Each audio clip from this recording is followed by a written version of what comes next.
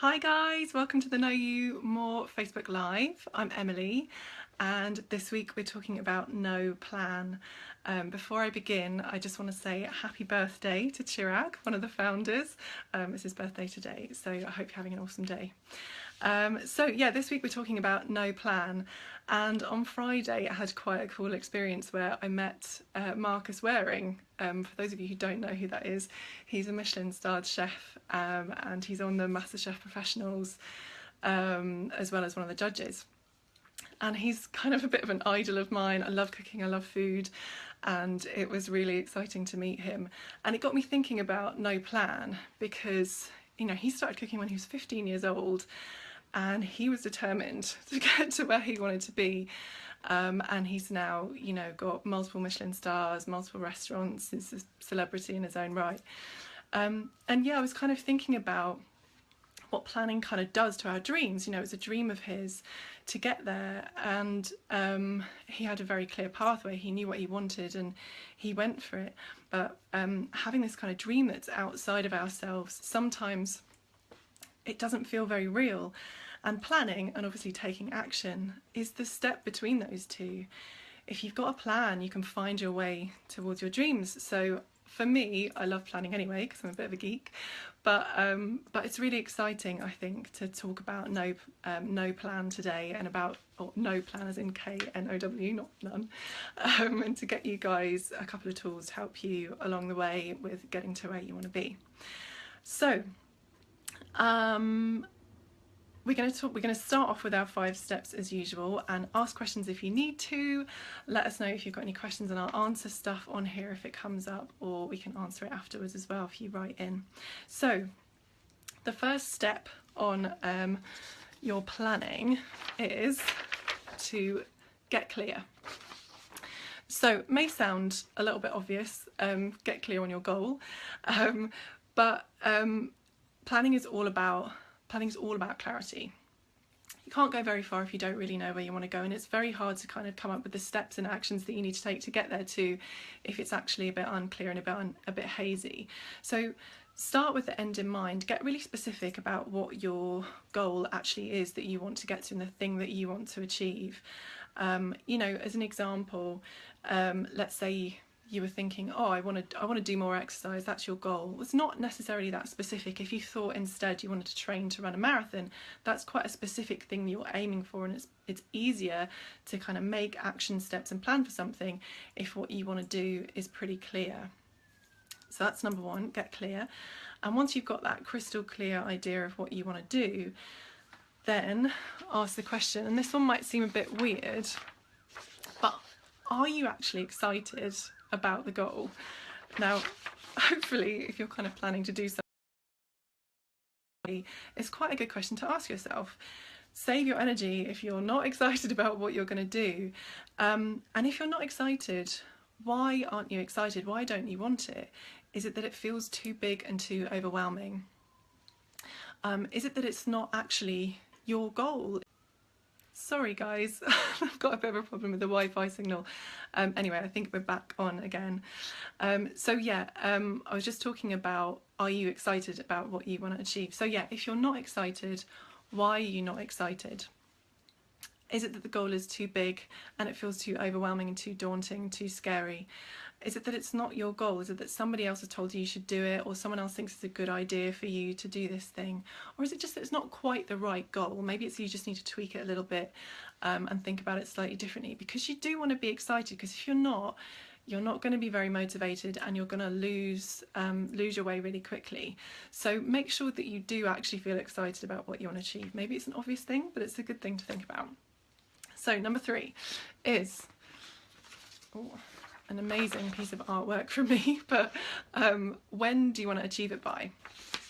So again, possibly a bit of an obvious one, but it is an important step, because it kind of gives you a framework to plan your steps in. So it gives you a little bit of pressure as well, which is always a useful thing in terms of helping you motivate you. If you've got a deadline, it's more likely that people are going to get something done by then. And it also helps you to see if it's achievable within the time frame that you've set yourself. If you think you want to train to do a marathon in 1 month, and you've never done any running before, chances are it's probably not enough time.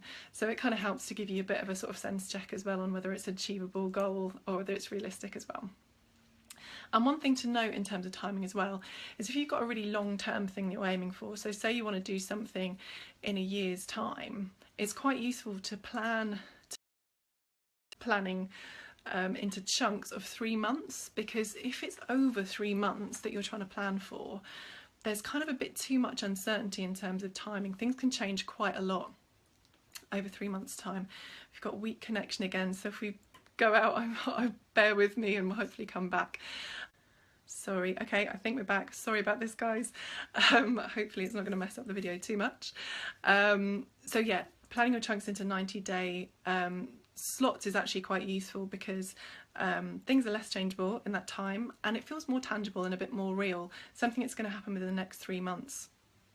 You can kind of feel it a lot more than something you've got to do in 9 months' time. So bear that in mind too, and maybe put your energy into detail for 3-month chunks rather than for the whole thing. So number 4 is, what are the steps you need to take? Again, kind of a no-brainer, but yeah, this is kind of a fun bit, I think, because it's where you get to kind of brainstorm, put everything down on paper and really think about what you need to get to where you want to get to, exactly what steps you need to take, and what do you need to learn, what do you need to research, who do you need to talk to, who do you need for support, what kind of habits do you need to create. Do you need to meet someone? Do you need to organise things for an event? So do you have to kind of figure out where it's going to be and how you're going to get people somewhere, like logistics and all that kind of thing. So, and you can kind of use Excel or Word, or there's probably different apps that you can use for planning, but I quite like using Post-it notes, because you can kind of use different colours for different sections. So maybe you've got loads of stuff that's to do with researching, loads of stuff that's to do with design, loads of stuff that's to do with testing or whatever it is that you're creating, and you can kind of colour code things, and then you can use a wall or a floor or a table or something to put everything down with your Post-it notes, and it just gives you this really nice visual way of looking at things. You can see if you're kind of, everything's happening in the first month or everything's happening in the 3rd month, so could you plan that better so you've not got too much on. You can really play around and move things, and also to kind of get stuff out of your head too.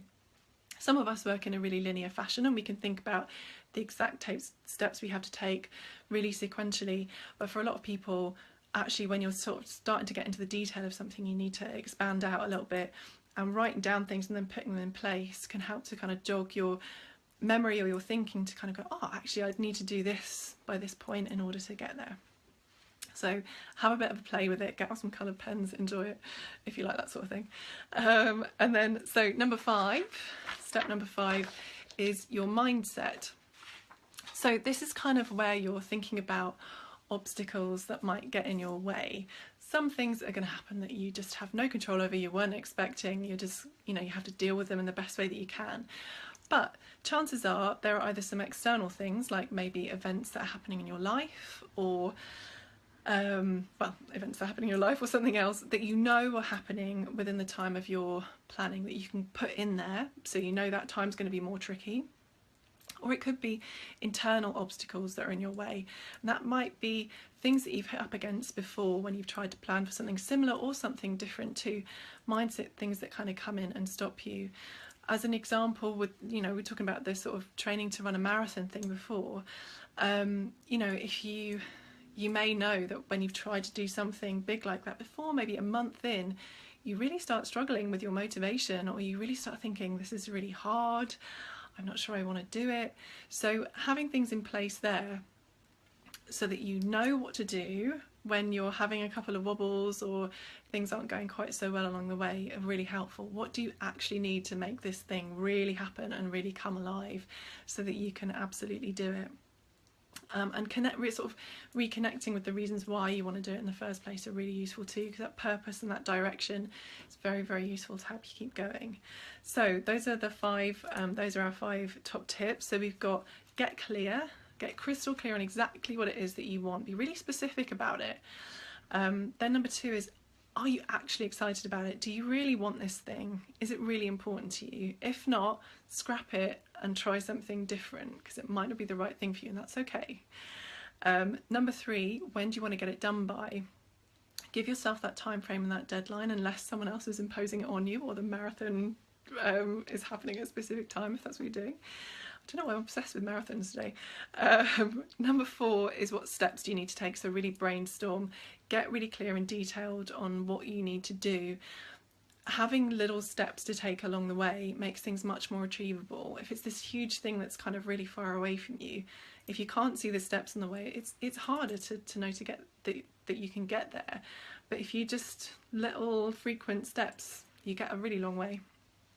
And number 5 is your mindset. So think about the obstacles and things that might stop you in your tracks or get in your way, and how do you want to go about keeping going in those instances. And a couple of the past Facebook Lives that we've done might be quite useful with some of these things. So we did No Idea last week, which is all about, if you have no idea of what you want to do, helping you to think about that and to get clarity on that too. We also did No Time and No Motivation, which is all about productivity and how to get things done and be effective and keep going. And then No Life, which is all about resilience. If you're doing something that's really huge and is maybe a really, really big dream of yours that actually might really test you and really challenge you, then that might be quite a good one to look at too, and maybe No Confidence in that instance as well. So those are our top tips and a few bits to maybe have a look at if that's part of your planning process. And next week we're talking about No Pressure. So happy planning in the meantime, if that's what you're going to do this week, and I hope the hints and tips were helpful, and sorry about the problems with the video there, and I will see you next week. Have a good one. Bye.